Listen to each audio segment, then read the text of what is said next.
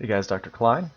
We're going to look at a video I made before, because the next posture report video is going to be on the rotator cuff and its connection to breathing, but not only breathing motion. So we're going to look at some of the Mastering the Art of the Hip Hinge videos. You can find this playlist under my playlist on my channel. So we're going to do shoulder stability, part 5. So let's load this up, watch together. Needs more views.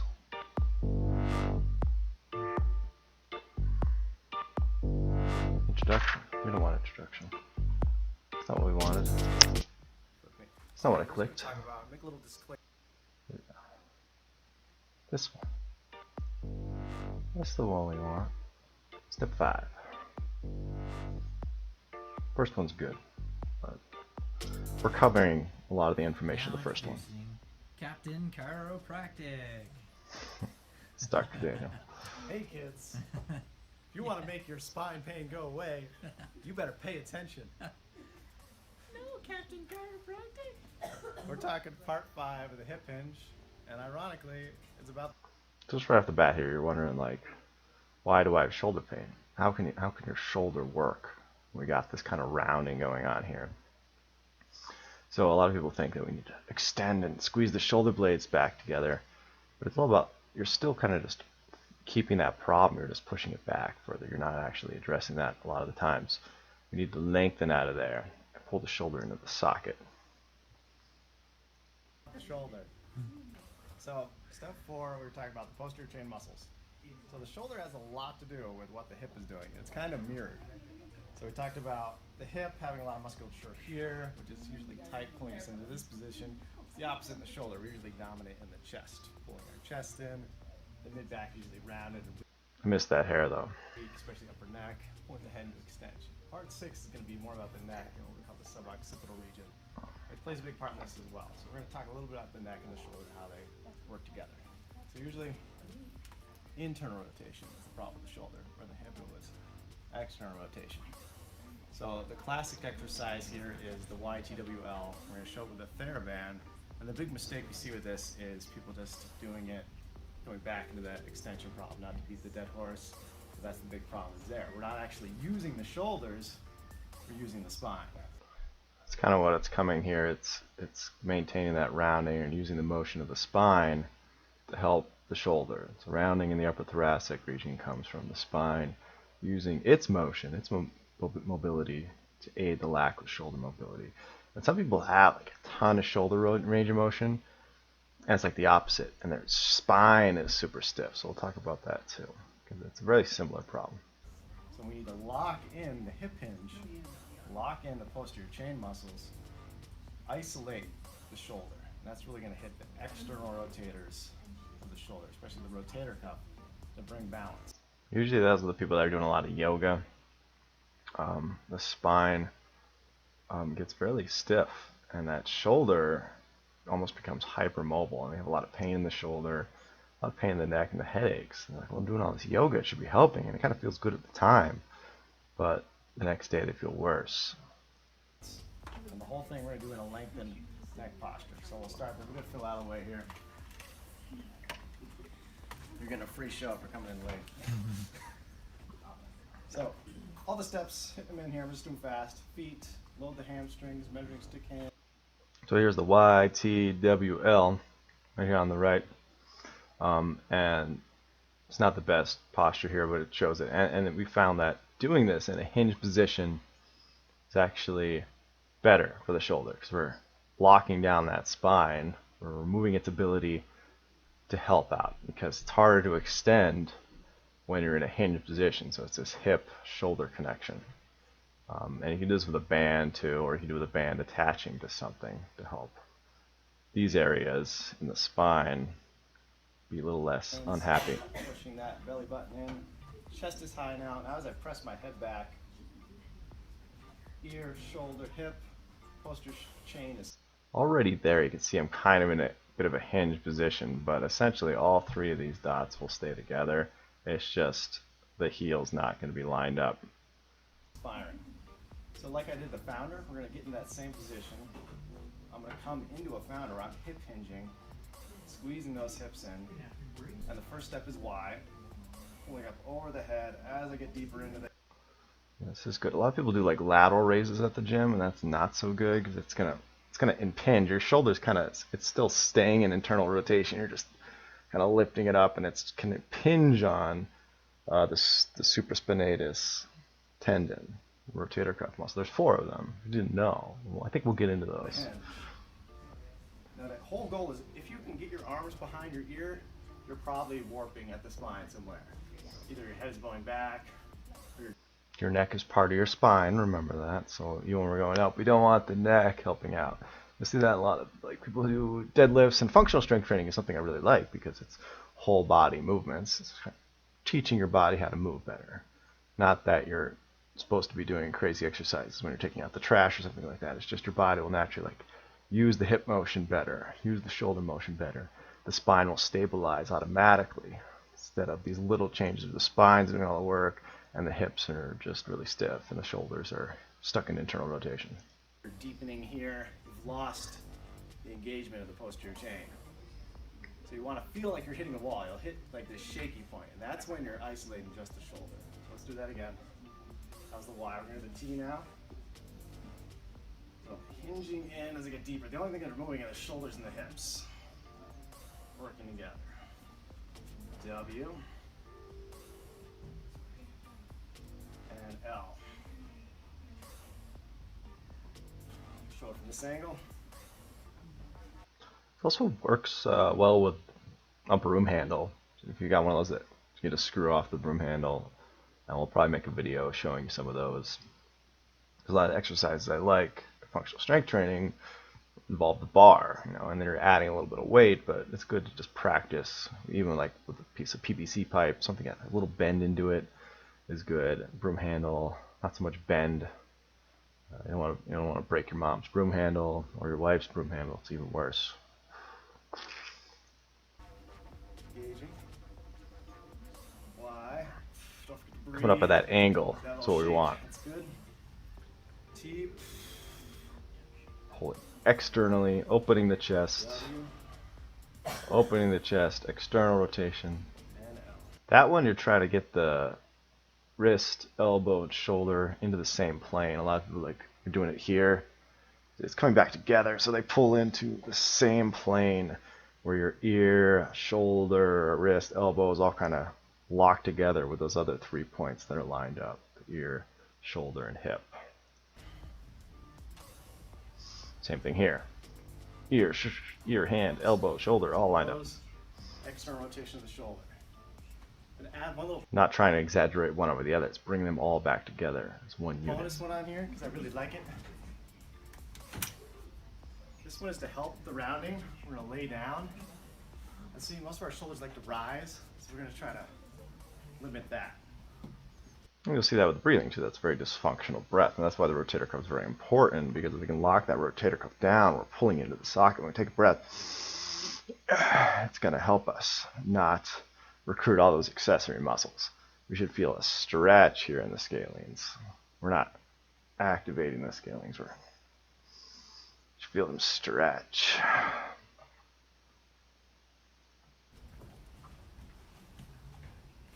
Putting that rounded thoracic curvature right there. I'm pulling the shoulders down. So yeah, as long as you got like a rolled up towel here or anything, just that would work too. Even if you're on the floor and you can't find something, like even if you're on a bed, you're gonna sink in. So sometimes adding a little bit of extra here to push this way so the head can come back this way. Driving my head back. So we're lengthening the distance between shoulder, Hip, shoulder, back ear. and head. One in a straight If you hold line. this one for 2 minutes, you'll start shaking pretty crazy. Engaging a lot of here, the neck, and I'm trying to keep this flat. I'm doing all those steps. Your body's gonna want to round to lift the head, so you're gonna feel that head want to start drifting into this position. Don't let it. Push it back, and the way to do that is I'm pushing my arms away, maintain that length. So the head's kind of driving this way, and the shoulders are kind of prying the hands down the other way, and keeping that chest broad as we can. And then breathing. That we already went over, even in a laying position. Trying to get the head back. And it should sound funny when you're here. So people say they can't really breathe well here. That's typical. But I want you to try to breathe. A lot of people have trouble breathing on their backs anyways, because when you're on a flat surface like that, it's hard to recruit your shoulders. And I'll feel it when I'm adjusting people on their stomachs. They're allowed to use their shoulders. Thanks. Their shoulders aren't locked down. You can just feel it. It's like the reason I'll have you breathe sometimes is to get activation of the diaphragm, so I can better move the lower part of your spine, where the lumbar spine meets the thoracic spine. But I can feel all the motion upwards in the shoulders moving, and it's like, oh, that's dumb. I can't even get it because that's a very dysfunctional breath. And then on their back, trouble breathing because all of a sudden they can't use their shoulders and they're forced to use their diaphragm. It's harder to do. So a lot of people, when they're just doing basic belly breathing and you have no idea what you're doing, just lay on your back, bend your knees, and breathe. Think about what you're doing, trying to not let your shoulders come up. And the floor will help you. Step 7, we're going to go over breathing in detail. And we're going to repeat this exercise. This is a magical exercise. It really feels good because it just takes off. It can remove headaches. It really opens up the suboccipital area. It just removes a lot of neck pressure because you're making those neck muscles isolate and work on their own. And it's just really good to open up all these skull joints. It can really help the jaw. You'll feel this aching here after a while in the jaw. We have a lot of little muscles here we don't think about encasing the skull that are important. Because then we're breathing, we're actually expanding the skull. There's a few skull bones that we talked about with the cerebral spinal fluid, occiput, sphenoid, and your sacrum working together to help pump CSF fluid, but they're very ingrained with the breathing process too. As we talked about, breathing is actually one of the major things that causes the pumping of the CSF. So breathing very important for that. That is very important to the central nervous system and its health. So a lot of diseases we could eliminate right there, just breathing. Exercise for step 6, because it's about the suboccipital region right here, which you're going to start to feel if you're doing this one. Right? There's a lot more we can do with the shoulders, but there's some examples. Some of you wonder why I will wear rubber bands on my wrist, is I'll move it up to the forearm. It just kind of locks down the tendons. When I use it, it loosens them up a little bit. If you ever see me wearing a rubber band, it means that people's backs are stiff and my wrists are hurting. Something called a retinaculum is what it is. The retinaculum holds the tendons down. So the rubber band aids in this process, just locking them down so they're not moving as much. This helps protect. Doing a lot of quick, swift motions into concrete backs. How to combine the hip hinge with the shoulder to make it beneficial. The other thing you'll notice is with walking, this is really important, I'm going to add this on. You can always take the rubber band too and do this around the fingers. Just another thing I do is strengthening, because it's not just about protecting, you want to strengthen as well. Haven't had to do that in a while though. Since I've been doing functional strength training, it's just been stronger and more protected. A little bit of a longer video is don't grab onto the treadmill, it makes me cry. And then you're locking out your shoulder movement when you're walking. Your spine's job, how it works, how it gets some strength, is acts as a stabilizing structure. So when you're walking on a treadmill and you're shifting left and right, your spine is fighting.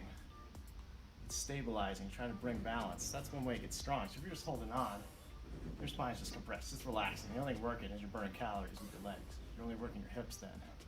So when you combine those two when you're walking, lengthening a stride, you notice the more you hover that leg in the air, trying to take a longer stride, that's when the spine really activates because it has to balance. And your arms will come into play to help bring you balance. That's that cross crawl, left, right, working when you're walking. So it's really good, that's a natural movement. So you don't want to cut that out by just hanging on and leaning back, because this is extension posture, folks. I'm sorry, I see it in the gym all the time, and it breaks my heart. So try that just with your walking, getting the hip hinge in, lengthen the stride, try to limit your impact on your heel, because that's hitting that big hip hinging muscle, the iliopsoas. We talked about before in the posture report that the iliopsoas attaches to the diaphragm, and so there's definitely a big connection here. So if this is happening, we're not going to be able to engage that diaphragm as we should. Which atrophies because we wear shoes that walk on flat surfaces all the time. That's one of the big causal factors along with sitting. So where you remove that, by lengthening the stride, try to guide that stride a little bit more. I talked about my tendency there. You can see that as I tightened, a little bit of extension happened. That's my big problem is first I got to come into flexion and then engage, then try to come back. So a lot of people with me who have the cheerleader posture watch that. I know I'm just talking, thinking about it. Engaging that so as you can see my spine wanted to help out by extending backwards. Walk, and you'll notice your arms naturally come in. I'll do a little walking demonstration. Yeah. Shoulders. So when we're walking with shoulders, we want to think about sometimes when we got the hips engaged, the shoulder. I think I walked backwards. I think I got confused. It should be left leg, right arm moving together, right, when you're walking. And I turned it into like a Nazi march or something. It was, even I mess up. Shoulders need to be engaged as well. And a lot of times the upper trap muscles and everything just pull those shoulders out of being engaged, especially when we're on treadmills, we're holding on. Then only the hips are working, and we have this tendency to go forward like we talked about. So to help engage the shoulder. That's not for posture. That's called a zitzit. It's what Jewish people will wear, but anyone who identifies as an Israelite will wear them just to remind them to keep God's law of love. So that's why I wear them. And my hand goes in my pocket. I feel that. It reminds me, don't be a terrible person, but you're supposed to wear them to remind you, but also to have others recognize you as being a part of Israel. So it's part of my faith. It's not for posture. It's not a plumb line. Maybe that works, but I'd have to look to see it. With the hips at the same time, you want to think about just pulling those shoulders down a little bit, and that broadens the chest a little bit. And you'll notice when you do that, when you walk, they'll almost like a pendulum. The arms will start swinging more now. Yeah, if the shoulder's not in the sockets, you're not going to get much movement. You'll notice that. So as soon as you kind of pull it in, it becomes part of that. And then your spine's doing less because your shoulder is now allowed to move. A lot of people who have excessive range of motion is because that shoulder's it's not compressed in the socket well. So they're just always stretching and stretching and stretching and stretching. We're never strengthening and strengthening, strengthening.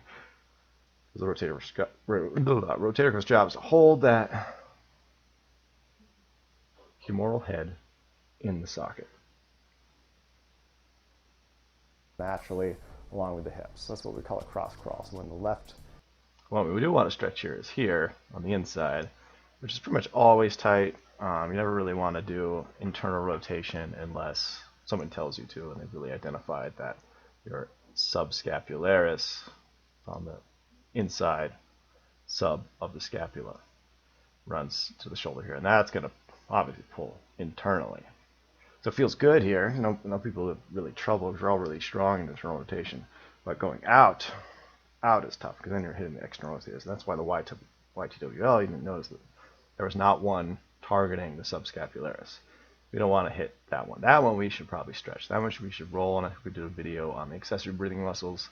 You're going to get that one naturally when we hit kind of serratus anterior, which wraps around more to the medial border of the scapula, so more near the spine, wraps around to the ribs, and that one's a breathing muscle. But when we're rolling on the side, we're going to get in there, you're going to get there a little bit. So you've got one of those foam rollers with little nubs like the purple one I have. So watch that video. Leg goes forward, the right leg should join with it. So we're walking, just gradually going There we there. go. But if we're lazy with it, you'll notice those shoulders don't move. But if I stack myself, put those in the socket better, when I walk, they automatically swing with you. You'll get tired a lot faster doing walking that way, and you can definitely exaggerate it when you walk. You can sometimes, if you're really engaged, 10 minutes of walking, you can be sweating and really tired. It's just not the distance you're walking, it's how you're doing it engaged to strengthen the spine and not rely on resting on the joints. Cool. All right. I think there's another one where I look at the rotator cuff. So I don't know where that is. Let's go back. Let's go back. Decompression stance part 8. Let's watch this one. We're already here. I have to watch these anyways, so It's be a long video, but I want to show you those rotator cuff muscles. Here we go. Dr. Clyde, Rimrock Wellness Center. We're in the same shirt. That's confusing. Did I do this at the same time? So part 8. So supraspinatus. We got subscapularis. The reason you can't see this one is because it's on the front, like we're talking about. So you can roll that one once you got that shoulder up in the air and opened. This is your acromial process. So this one tends to get impinged. Talking about impingement. That's that guy right there. Because as you raise your shoulder, especially if you're doing a lateral raise, it can kind of pinch, kind of shred and tear that tendon over time. The other two, see, they attach pretty much to the same spot, where this one's a little different spot. What do? They're supposed to help hold this in. So if one is stronger than the other, these guys aren't doing their jobs. Not going to be in the socket properly as it should be. Alright, let's let Nate talk. We're teaching you how to get out of pain. This is step 8. So step 8, we're finally starting to get into the exercises. So step 1 through 6 was all about decompression, which is everything. It's learning how to engage those deeper spinal muscles that we're always talking about. They're just either atrophied completely on people, where they're atrophied, that's when everything is locked down, or there's sections that are atrophied and sections that are really tight. So step 8 is really important. It's one of my favorite steps because it reinforces some of the first 6 steps.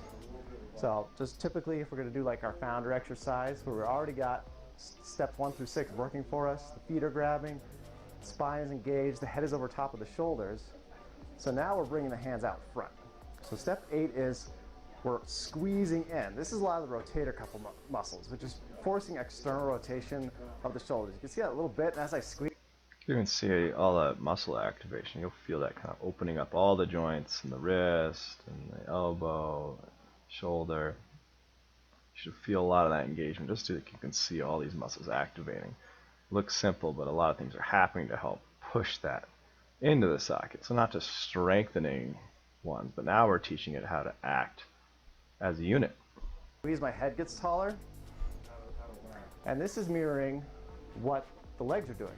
So as I'm squeezing in here, my inner thighs are squeezing. Remember, that was step 3, internal rotation of the hip, getting the hip in the socket. So you can really feel now as you push those shoulders. We'll talk about the hip. That'll be the next video. We'll be going into the hip a little bit more. And like we said, mirroring, so it's kind of opposite. Hips are externally rotated usually, and shoulders usually internally rotated. The point is that neither of them are being compressed in the socket, and there's muscle imbalance involved with the joint dysfunction. Shoulders into the socket, the hip is squeezing into the socket. And the fingertips are mirroring what the feet were doing, step 1. So everything's coming back full circle. So you're really just getting more tension built up. So that's the difference between yoga and foundation training. Yoga, we would just kind of drop into chair pose and hold. Here we're loading everything. We're loading the posterior chain. We're even engaging it even more. And then we're pulling in to chair pose. The phrase I'll use now is yoga, you're trying to see how deep you can get in a position. Foundation training, you're trying to see how early you can find that whole body active stretch. So you'll notice the stronger you get, the better you get at foundation training. A lot of times it's more just your intent. You won't get a lot of motion, right? It's going to be hard to get deeper into those positions because everything's stretching and you're teaching your body how to activate everything. So the more you do them, the harder the exercise gets. So you're doing just 5-10 minutes of foundation training. It's usually really sweaty and shaky and just completely tiring. You just feel your whole body just worked. Or Dr. Goodman's founder exercise. Now you can see I'm shaking. Everything is really... And even though I'm not doing it perfect, I have a tendency to always extend. I'm still activating a lot, so there's a lot going on there. So there's room for error, but there's always room for improvements. This is going to help, slowly bring that shoulder where it should be, open up this area more, get more mobility in the shoulder blades, because when you breathe, you're expanding 360 degrees. Usually you'll feel this when you got a good breath, like we're talking about. You'll feel it in the back of the rib cage opening up. Really engaging a lot here. I'm forcing just hip and shoulders to work this way. Where here, the spine is helping out. It's really hard to see the difference, but you're gonna feel it. Okay guys, we're gonna talk about step 8, getting the hips in the socket and the shoulders in the socket with that inner thigh squeeze. It really lengthens us. We're talking about like what we feel as chiropractors, the restrictions we feel in the spine that let us know that someone needs foundation training or that there's weaknesses or restrictions. Because as we're lifting up, not only are we lifting up against restrictions, but also dominant type muscles. And that's often right here. So in this area, so we talked about the diaphragm attaching to L1 through 3. That's kind of right about here.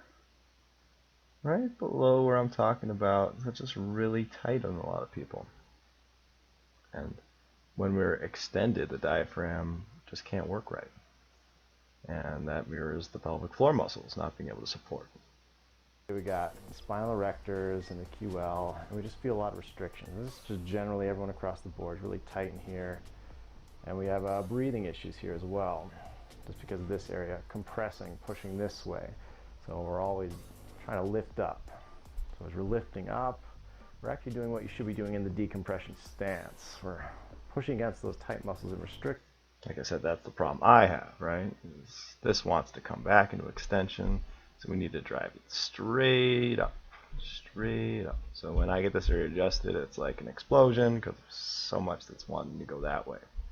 And then activating the rest of the body first, because when we're laying on the table, we're forced to be hip and shoulder level. Now what happens with this being so stiff is we get too much motion from the bottom of the spine. That's the big problem with foundation training. A lot of people are bending from here. So you can feel it's a little swollen. That's just generally across the board. It's hard to retrain that stuff. So swelling means usually we're just stressing those joints too much, like right here on Mr. Phil. Instead of using the hips to do the hinging, we're recruiting the motion here, or even into the sacroiliac joints, which aren't supposed to have a lot of motion. Swollen and weaker here, because even though there's mainly just big rod ligaments here that cover the sacrum, there's also those deeper multifidus muscles from here, sacrum, all the way up the spine. So the posterior chain is even down here as well. What happens when this area is weak and we're generating a lot of motion there, compensation motion from this area, or even the sacroiliac joints here, the hip joint is not doing its job. It's not moving as much as it should, and that's the ball socket joint. It's supposed to have a lot of motion. We got Phil over here for a reason. Lots of motion from that hip joint when we're walking. But if that's stuck, like most people, they're turned out to the side, and I'll show that again in a second when we get around our side. When it's stuck in external rotation, looking similar, right? A lot more musculature down here. So opposite of the problem we had before. We got a lot of external rotators pulling the hip this way, and it's really weak into internal rotation. The big internal rotators would be the iliopsoas, iliacus, and actually the adductors like gracilis will help pull the hip inwards. We're generating too much compensation motion here in the lower part of the spine, and that's a problem because then we got weakness of these muscles in pink, multifidus. So that's one area I would generally adjust on most people. There's other areas like the suboccipitals, and we talked about those a lot in other videos. But let's talk about the hip now. So I'll have you lay on your left side as you're facing me. Give her a pillow because we'd like her. So the hip is generally turning this way. And most people think hip, sometimes they think this is part of your hip, right? Well, technically that's your pelvis. The hip joint is what we refer to as the femoral acetabular joint. Femur acetabulum is the socket that the head goes into. Now here's a good point, like when I stretch, and the reason we do this type of adjustment as chiropractors is to get some more motion out of the hip. So we call it a side posture adjustment. But when I do a stretch, I'm actually holding her pelvis. So I'm actually locking this S-side joint down and the lumbar area down by holding and supporting there. So now when I pull the hip, or even do this with my leg, most people don't like it when I do that because it's a lot of stretch. I'm forcing just the hip to stretch. So right here where I'm dragging my forearm is all those tight muscles. You can see how, like, if my hand wasn't there, that the spine and the pelvis would try to help with internal rotation. So now I'm forcing just the hip to do it. So a lot of people have, like, oh, I can get my foot to the floor. Not if I'm supporting here. Usually no, unless there's a big major problem. And there's a lot there. There's about. So really quick, one reason why like a super athlete or somebody who does yoga a lot, triathlon, doing a lot of biking, or even people who work out a lot, generate so much motion here in the lower back, and the pelvis is tucking off often that the hip here, the socket, is not getting true range of motion. It's all being robbed from here. So these people, when we get them in the side posture position, all the bending happens from the spine. I can't even do it on the model really, but see how those joints open up a little bit. So that's straining the joint capsule tissue. So they don't even move because there's such severe. And I saw a video of a chiropractor teaching people how to manipulate, just like chiropractors do, laying on your side and pushing here to get motion. And just because you're getting a pop doesn't mean it's a good thing, right? Especially if you have to do that multiple times a day, it's letting you know that there's instability there. Chiropractors know, like sometimes the SI joint is locked up, but it's usually locked up only on one side or the other. Rare that both are locked up. Usually one hip is more restricted than the other. Maybe there's one lumbar that's out of place. It needs to be set with specificity, and it's the job of a chiropractor is not to make lots of pops, right? It's to make specific corrections. And so if we're adjusting one side over the other, you need to listen to us, because a lot of times we'll adjust both sides just because that's what you want. At the end of the day, we need to stay in business and do what you want. We need to trust us that we know this side needs to be adjusted and that side probably needs to be left alone. So don't be like, pop that other side, because we don't have time to explain why we're doing it and all the biomechanics. As you can see, this is kind of confusing, but we're looking at the body and nervous system, and we know what the body needs as far as correction, and less is more, for sure.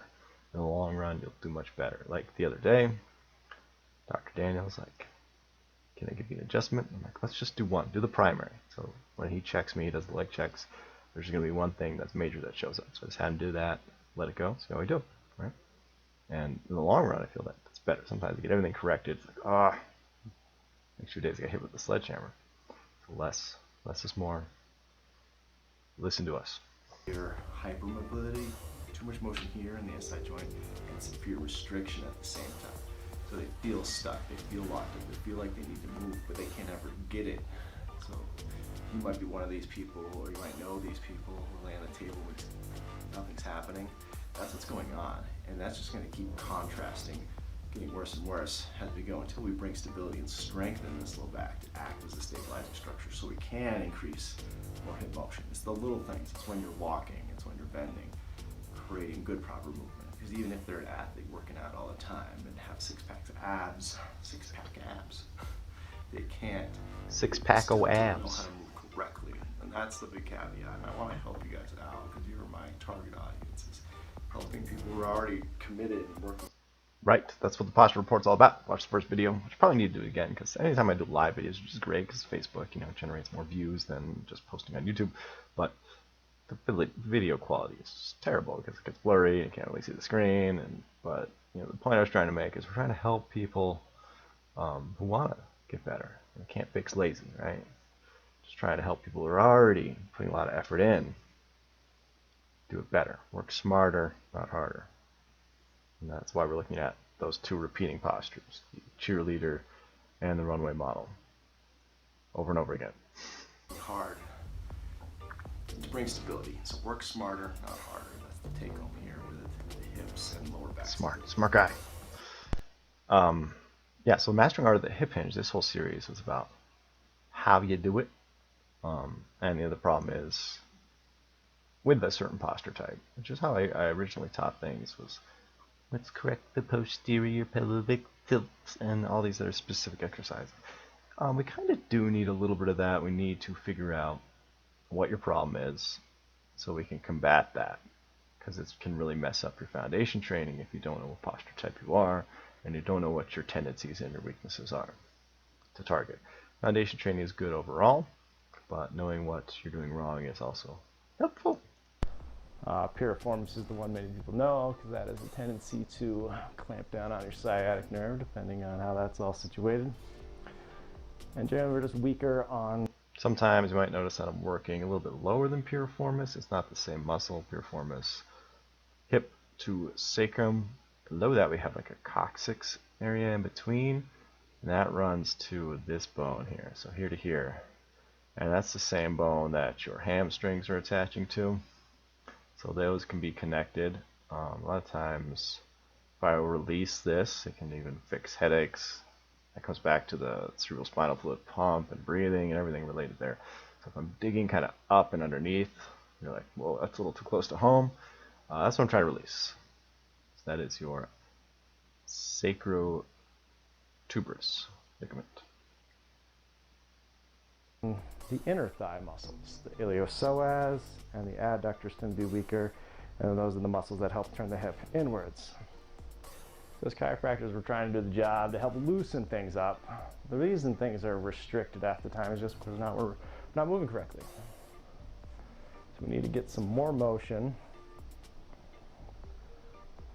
but we also need to strengthen as well. So when we do the side posture here, we're taking that hip and that pelvis, pushing it into the right direction, trying to get more movement here, and readjusting that sacrum too, so that's in line. So a lot of times where it looks like we're pushing here, we're actually stabilizing that SI joint, just like the they call it trochanter belt, right? Which is a little bit lower that we wear, compresses and holds that SI joint together to protect, but also to encourage you to use your hip more. They're moving correctly, but if the weakened muscles aren't rebalanced, it doesn't matter how much we stretch or how much we realign things, we still have to teach those muscles to be strong. And only you can do that. Get your back on your stomach one more time. Only you can prevent hip impingement.